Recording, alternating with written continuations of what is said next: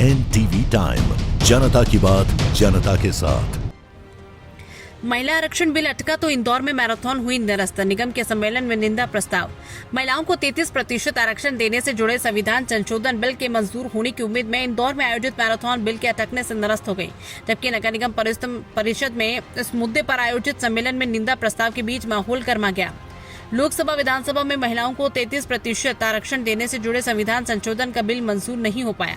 इस बिल के मंजूर होने की उम्मीद के साथ इंदौर में एक मैराथन आयोजित की गई थी, लेकिन बिल के अटकने के कारण सारी तैयारियां भी धरी रह गई। मैराथन निरस्त हो गई और कई धावकों को उल्टे पांव अपने घर लौटना पड़ा। इसके अलावा नगर निगम परिषद हॉल में नारी शक्ति वंदन अधिनियम को लेकर विशेष सम्मेलन आयोजित किया गया था। बिल मंजूर नहीं होने के बावजूद सम्मेलन तो आयोजित किया गया, लेकिन उसमें बहुमत के आधार पर निंदा प्रस्ताव पारित किया गया। सम्मेलन में कांग्रेस और भाजपा पार्षदों के बीच इस बिल को लेकर काफी देर तक बहस भी हुई और कई बार हंगामे की स्थिति भी बनी। भाजपा की महिला पार्षद काले कपड़े पहनकर आई थी।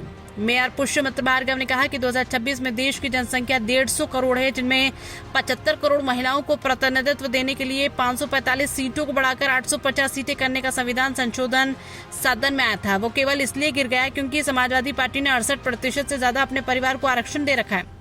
कांग्रेस ने 50% से ज्यादा दे रखा है। टीएमसी ने 100% आरक्षण दे रखा है, लेकिन महिला आरक्षण की बात आई तो उसका विरोध किया। देश में जब भी कोई ऐतिहासिक काम करने की बात आती है तो कांग्रेस उसका विरोध किया।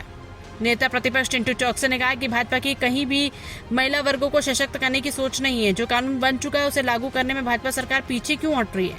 2026 में जनगणना 2027 तक खत्म होगी। SC, ST व OBC वर्ग की महिलाओं को आरक्षण कैसे मिलेगा, ये भी बिल में सुनिश्चित करना पड़ेगा, जो इस बिल में नहीं है। इंदौर से आशीष जखेड़कर की रिपोर्ट। आज 2026 में देश की जनसंख्या लगभग 150 करोड़ है और ऐसे 150 करोड़ में से देश की आधी आबादी 75 करोड़ महिलाओं को प्रतिनिधित्व देने के साथ साथ 545 सीटों को बढ़ाकर 850 सीटें करने का जो संविधान संशोधन सदन में आया था, वो केवल इसलिए गिर गया कि समाजवादी पार्टी में तो 67% से ज्यादा अपने परिवार को रिजर्वेशन दे रखा है।